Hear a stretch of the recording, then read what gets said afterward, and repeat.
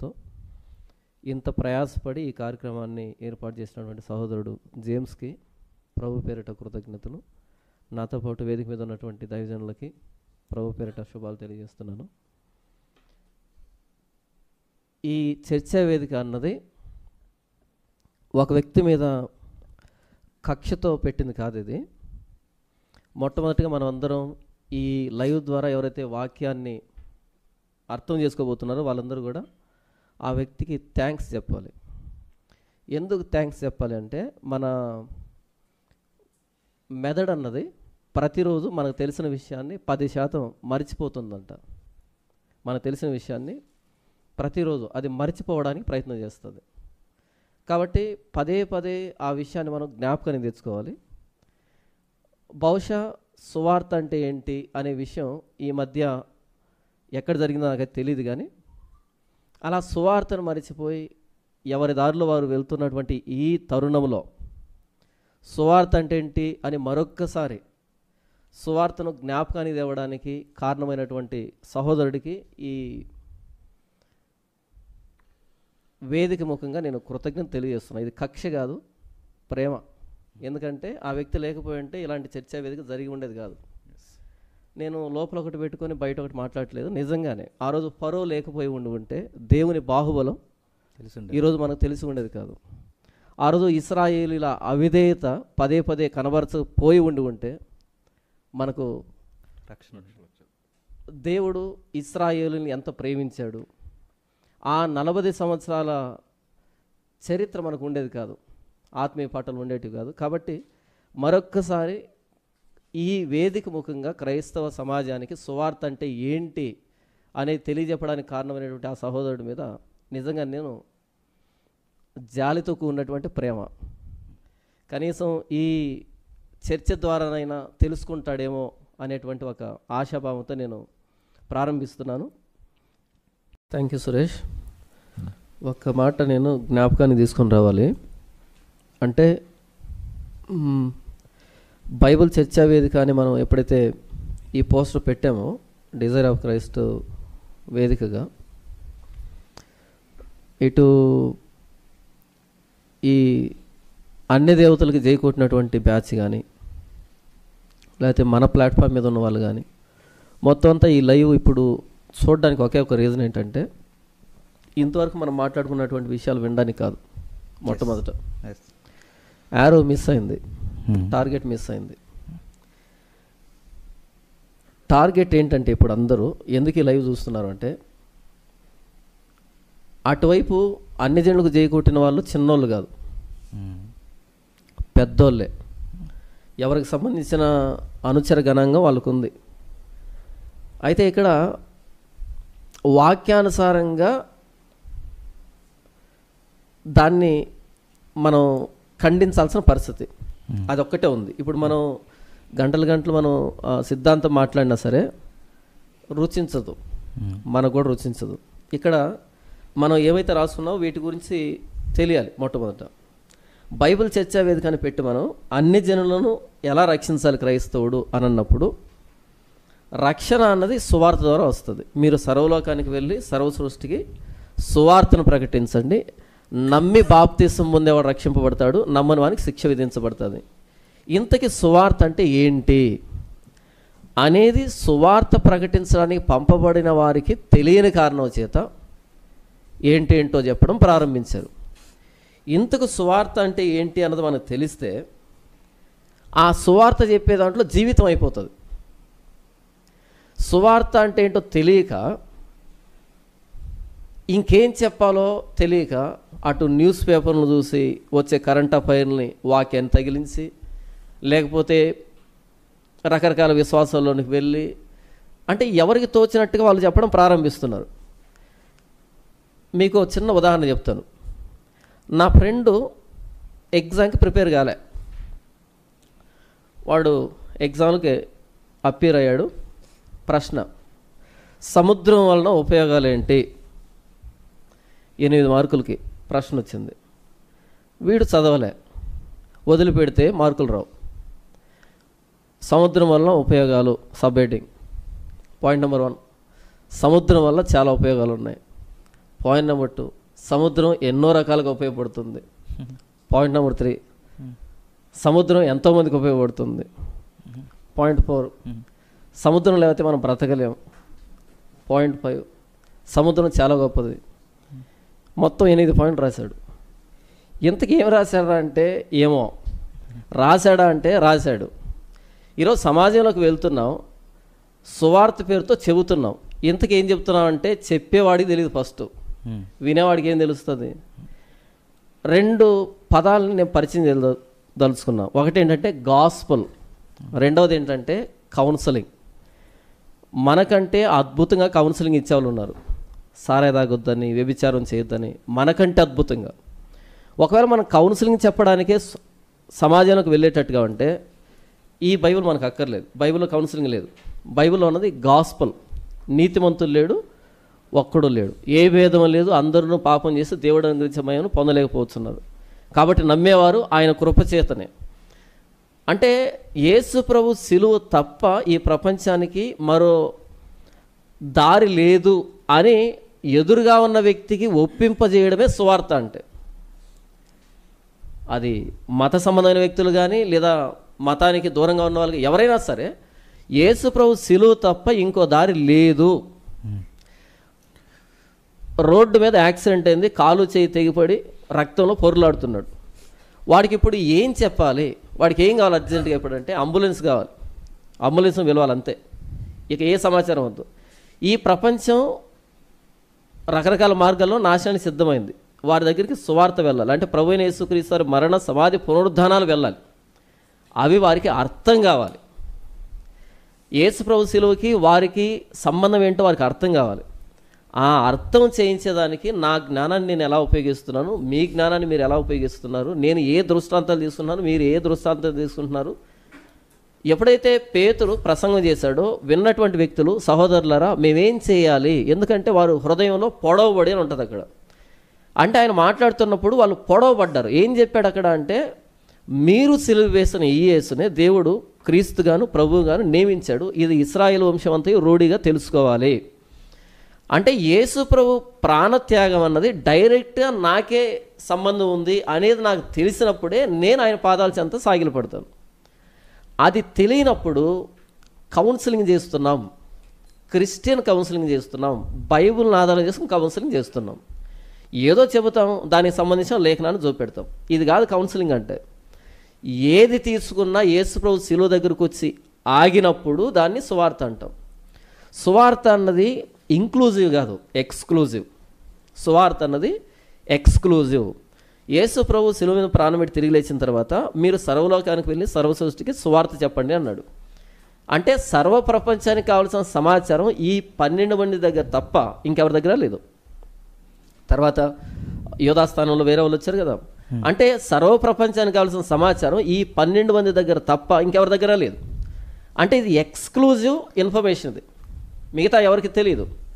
నేనేం చెప్తున్నాను అంటే, మిగతా మతాలకు కానీ మిగతా ధర్మాలు కానీ ఈ 12 మందికి మిగతా వారికి గీత గీస్తే ఈ 12 మందికి మిగతా వారికి అసలు సారూప్యత లేదు. ఎక్కడ కూడా ఒక చిన్న సిమిలారిటీ కూడా లేదు. యేసు ప్రభు ఏం చెప్పమన్నాడో దాన్ని చెప్పడమే సువార్త. అపోస్తులు ఏం చెప్పమన్నారో దాన్ని చెప్పడమే సువార్త. ఇది ఇటువైపు నుంచి జరుగుతుంది తప్ప మ్యూచువల్గా జరిగేది కాదు. ఇది నాకు యేసు ప్రభు తెలుసు, ఆయన గురించి నేను చెప్పినంతకాలం వాళ్ళకి తెలియదు, నేను చెప్పాల్సిందే. ఇటు వాళ్ళని కలుపుకునేదానికి ఏదో సారూప్యతను సంపాదించడం లేదు ఇక్కడ. నేనేం చేస్తానంటే, ఇప్పుడు సువార్త అంటే ఏంటి, ఏ విషయాలు చెప్పాలి, సువార్తలో ఏముంటాయి అన్నది చెబుతాను. వీటిని వివరించేదానికి నా జీవితం సరిపోతుంది, మీ జీవితం సరిపోతుంది. ఇప్పుడు ఇక వాళ్ళకి చేయి కొట్టాలన్నా, ప్రసాదాలు తినాలన్నా, లేకపోతే ఇంకోటి చేయాలన్నా అన్నది అసలు మ్యాటర్ కాదు, రాదు ఇక్కడ. నంబర్ 1 సువార్త అంటే ఏంటంటే Jesus life, death and resurrection. ఎవరి లైఫ్ అండ్ డెత్, రెజరెక్షన్? యేసు ప్రభు. కేంద్రంలో యేసు ప్రభు ఉంటాడు. ఆయన ఏదైనా సూచక్రియ చేసినప్పుడు ఎందుకు అలా చేయాల్సి వచ్చింది, దాని ద్వారా ఏం చెప్తున్నాడు, ఆయన ఎందుకు చనిపోయాడు, ఎందుకు తిరిగి లేచాడు, దీన్ని వివరించాలి. ఇది సువార్త. Number 2 salvation through faith. ఎలా ఆ సువార్తని అంగీకరించాలి, ఆ సువార్త ఇచ్చేటువంటి రక్షణ నాకు ఎలా వస్తుంది. బ్యాటరీలో ఉన్నటువంటి పవర్ అనేది బల్బులోకి వచ్చి బల్బు వెలగాలంటే ఎలా వస్తుందంటే త్రూ ఈ కాపర్ వైర్స్ ఉంటాయి కదా, ఆ వైర్స్ కనెక్ట్ కావాలి ఆ 2 టెర్మినల్స్కి. అలానే తీసుకోవాలి కదా. యేసు ప్రభు మరణ సమాధి పునరుద్ధానంలో ఉన్నటువంటి రక్షణ ఎలా నేను పొందుకోవాలంటే త్రూ ఫెయిత్, విశ్వాసం ద్వారా. నంబర్ 3, సువార్త ఏం చెప్తుందంటే గాడ్స్ లవ్ అండ్ గ్రేస్. దేవుడు లోకమును ఎంతో ప్రేమించను కాగా తన అద్వితీయ కుమారునిగా పుట్టిన వాని యందు విశ్వాసం ఉంచు ప్రతివాడు నశింపుగా నిత్యజీవం పొందినట్లు ఆయనను మనకు అనుగ్రహించను. యేసు ప్రభు శిలువ అంటే అది దేవుని ప్రేమ అని అర్థం చేయించగలగాలి ఈ ప్రపంచానికి. యేసు ప్రభు శిలువ అంటే అది దేవుని ప్రేమ. ఎలా దేవుని ప్రేమ అన్నది చెప్పేదే మనం చేయవలసిన బాధ్యత. ఆ శిలువ ఎలా కృప, దేవుని కృప. కృప అంటే అర్హత లేని వాడికి బహుమతినివ్వడం. పరుగు పందెంలో మొదట వచ్చాడు అనుకో, వాడికి మనం మెడల్ వేసి సత్కరిస్తే వాడు ముందు వచ్చాడు కాబట్టి వాడు అర్హుడు. కానీ చివరి వచ్చినవాడికి మెడల్ ఇచ్చామనుకో అది కృప. యేసు ప్రభు నన్ను రక్షించడానికి, నా కోసం ప్రాణం పెట్టడానికి నాలో ఎలాంటి అర్హత లేదు. ఉచితంగా నన్ను నీతిమంతుడిగా చేశాడు, పరిశుద్ధుడిగా చేశాడు. యేసు ప్రభు శిలువ అనేది ఎలా దేవుని ప్రేమ, యేసు ప్రభు శిలువ అనేది ఎలా దేవుని కృప, దీన్ని వివరించగలగాలి. Number 4, repentance and transformation. ఆ సువార్తని నేను ఎలా రెస్పాండ్ అవ్వాలి సువార్తకి అంటే త్రూ రెపెంటెన్స్, మారు మనసు ద్వారా నేను రెస్పాండ్ అవ్వాలి, స్పందించాలి. మారు మనసు అంటే ఏంటి? మరో మనస్సు. నాకు మనసు ఉంది, అది పాపం చేయడానికి మొగ్గు చూపుతుంది. మరో మనసు అంటే పాపాన్ని అసహించుకునేదాన్ని మరో మనసు, మారు మనసు. Repentance and transformation. ట్రాన్స్ఫర్మేషన్ అంటే రూపాంతరం కాగా ఎవడైనాను క్రీస్తు యేసునందున్న ఎడల వాడు నూతన సృష్టి, పాతవి గతించును, ఇదిగో సమస్తము క్రొత్తవాయను. అంటే న్యూ క్రియేషన్గా మనం ఎలా మారాలి, ఎలా మారుతాం ప్రభువైన యేసుక్రీస్తు వారిలో అన్నది చెప్పగలగాలి. 5, ద కింగ్డమ్ ఆఫ్ గాడ్. దేవుని రాజ్యం. ప్రభువైన యేసుక్రీస్తుని అంగీకరిస్తున్నావు అంటే దేవుని రాజ్యంలోకి వస్తున్నావు. దేవుని రాజ్యం అంటే ఏంటి? ఇంతకీ నీకోదేమో వచ్చాడు యేసు ప్రభు దగ్గరికి. ఒకడు క్రొత్తగా జన్మించితేనే కానీ వాడు దేవుని రాజ్యం చూడడని నిశ్చయంగా నీతో చెప్తున్నాను. 80 ఏళ్ళు పైబడినటువంటి ఒక పరిసయ్యుడితో యేసు ప్రభు అన్నాడు. న్యూ బర్త్, కొత్తగా జన్మించాలి, పైనుండి జన్మించాలి. అదేంటో వివరించడమే సువార్త అంటే. 6వదిగా రికన్సిలేషన్ విత్ గాడ్. దేవునితో సమాధానపడడం. వాళ్ళు ఎవరైనా సరే, ఏ మతస్థులైనా సరే దేవుని ఉగ్రతకు లోనై ఉన్నారు. ఎఫెసీ పత్రికలో చాలా స్పష్టంగా రాయబడింది. 2వ అధ్యాయం 1వ వచనం నుంచి నేను చదివి వినిపిస్తాను, ముగిస్తాను. ఎఫెసీ పత్రిక 2వ అధ్యాయము 1వ వచనం నుంచి, మీ అపరాధముల చేతను పాపముల చేతను మీరు చచ్చిన వారై ఉండగా ఆయన మిమ్మును క్రీస్తుతో కూడా బ్రతికించెను.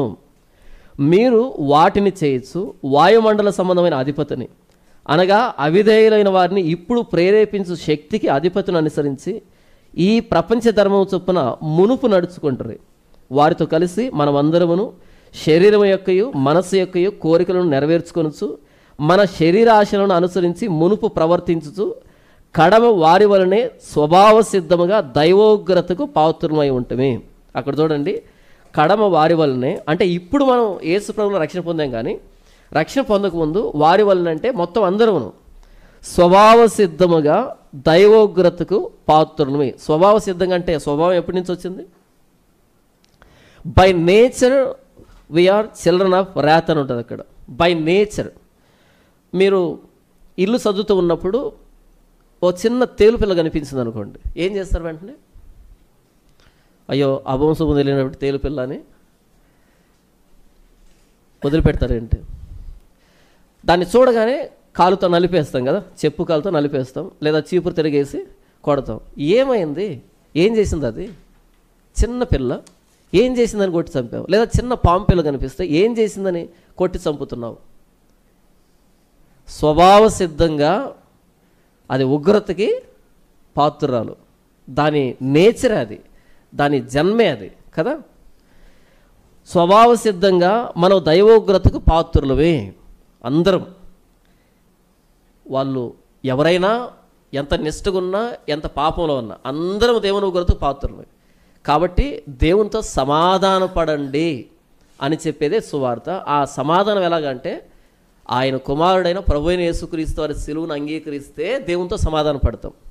లేకపోతే ఉగ్రత కింద నిలిచి ఉన్నామని ఎదురుగా ఉన్న వ్యక్తికి అర్థం చేయించడమే మనం చేయాల్సిన పని. అదే సువార్త అంటే. కానీ ఈరోజు టైటిల్స్ మారిపోయాయి, చెప్పే విధానం మారిపోయింది. ఎందుకు చెప్తున్నామో తెలియదు, ఏం చెప్తున్నామో తెలియదు. మొత్తానికి గంటలు ప్రసంగాలు అయిపోతున్నాయి. ఈ 6 విషయాలను కలిపి సువార్త అంటారు. ఇది అర్థం చేయించడానికి నేను పడే ప్రయాస, నేను దేవుని ప్రేమించడం, ఇది అర్థం చేయించే దాంట్లో నా జీవితం అయిపోతుంది. ఇప్పుడు అన్ని జనులు రక్షించడానికి వారి దేవుళ్ళని జయకొట్టాలన్నా, వారి ప్రసాదాలు తినాలన్నా, వారి సంప్రదాయాలను పాటించాలన్నా అంటే అలాంటి వ్యక్తుల మీద కక్షతో పెట్టింది కాదు ఇది. అయ్యో పాపం ఆ వ్యక్తికి సువార్త తెలియలేదే. సువార్త తెలియని వ్యక్తిని జై కొట్టి కొన్ని లక్షల మంది ఆ వ్యక్తి నాకు సువార్త తెలుసా తెలియదా అనేటువంటి ఒక ప్రశ్న వేసుకోకుండా చేసినటువంటి ఈ ఫాలోవర్స్ పాపాన్ని బయట పెట్టడానికి ఇక్కడ కూర్చున్నాం మనం. నేను క్లాస్ రూమ్లోకి ఎంటర్ అయిన తర్వాత నేను ముగిస్తాను. 6th స్టాండర్డ్లో 3 సెక్షన్లు ఉండేవి నేను టీచ్ చేసేటప్పుడు.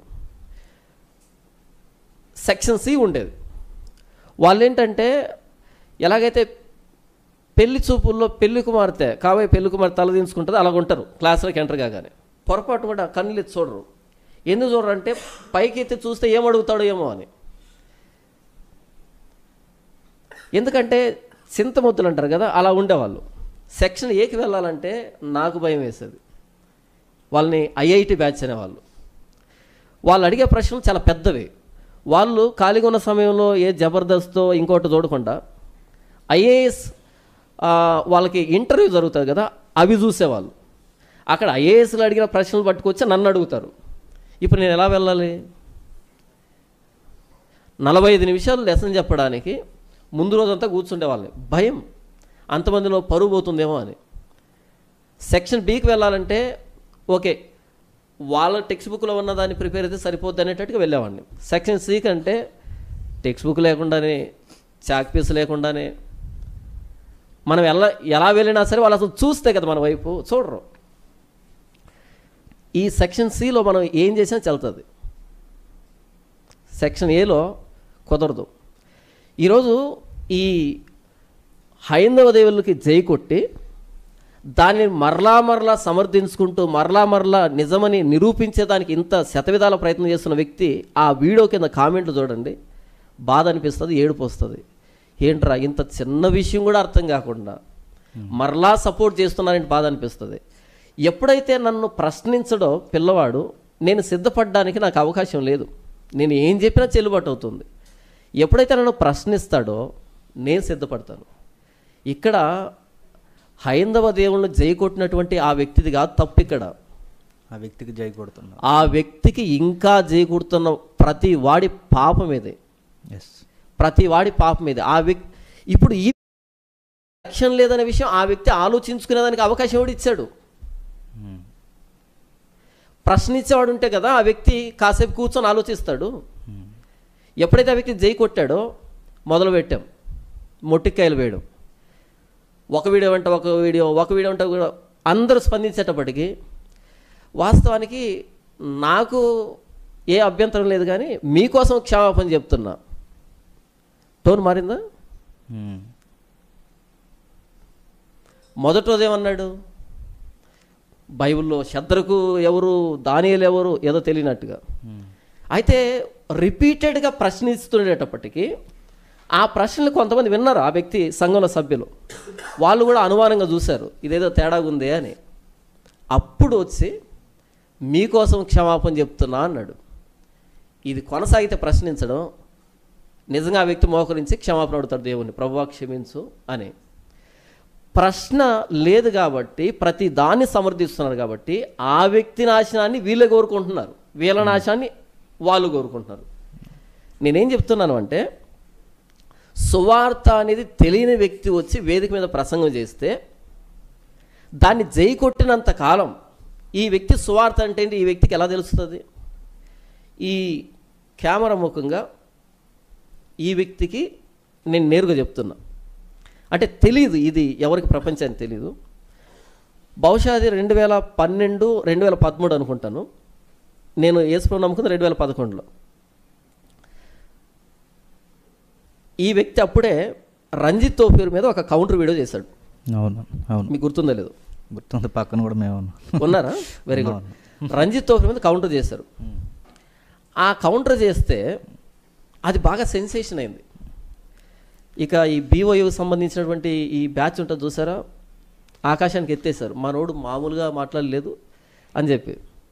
అలా ఈ వ్యక్తిని కడపకు పిలిపించాడు ఒక పాస్టర్ గారు. అప్పుడు నేను స్వార్థ చేస్తున్నాను, అందరితో మాట్లాడుతున్నాను, నా ప్రయాసం నేను పడుతున్నాను. అయితే ఏంటంటే 1100 నోకియా ఫోన్ ఒకటి ఉండేది, నోకియా అనేది ఒకటి ఉండేది. దాన్ని చాలా కష్టపడి సంపాదించి కొనుక్కున్నాను నేను. అది తప్ప ఇంకా మిగతా తెలియదు, కనీసం కెమెరా ఫోన్ కూడా తెలియదు ఉండేది. ఆ టైంలో బహుశా ఈ వ్యక్తికి ఉన్నటువంటి డబ్బు ఈ వ్యక్తికి దురదృష్టమేమో నాకు తెలియదు, కానీ కెమెరాలో బాగా ఫేమస్ అయిపోయాడు. ఆ వ్యక్తిని కడపకు పిలిపించేటప్పటికి బాగా పబ్లిసిటీ, పలానా వ్యక్తి వస్తున్నాడు, మామూలుగా ఉండదు, ఇక సుమోలు లేచిపోతాయి గాల్లో అనేటట్టుగా బిల్డప్ ఇచ్చారు. సరే ఎన్ని లేస్తాయి చూద్దామని వెళ్ళి కూర్చొని అక్కడ. మీరు తెలిసే సామెతల గ్రంథము 14వ అధ్యాయం నేను ముగించేస్తాను ఇది చెప్పి, ఎందుకంటే తెలియాలి ఎలా మోసపోతున్నారు, ఈ వ్యక్తి ఎలా మోసపోయాడు, జనాలు ఎలా మోసపోతున్నారని తెలియాలి. 14వ అధ్యాయం సామెతల గ్రంథము 4వ వచనం. ఈ వీడియో చూస్తున్నటువంటి వ్యక్తికి ఈ వచనం గుర్తొస్తుంది. ఓకే, అంటే ఎప్పుడు జరిగింది ఈ ప్రసంగం అన్నది, ఆ ప్రసంగంలో ఏ వచనాన్ని వాడాడు అన్నది నేను చెప్తున్నాను. 4వ వచనం. ఎద్దులు లేని చోట గాది యందు ధాన్యం ఉండదు, ఎద్దుల బలము చేత విస్తారం వచ్చుబడి కలుగును. ఈ వచనం తీసుకొని ప్రసంగం చేశాడు. ఇంక ఎద్దు అనగానే ఇక వెళ్ళాడు, వ్యవసాయానికి వెళ్ళి మొత్తం పొలంలో నారు నాటేది, పీకేది మొత్తం అంతా వివరించాడు. అక్కడ నుంచి మరలా రంజిత్తో విని సెకండ్ రౌండ్ వేసుకున్నాడు.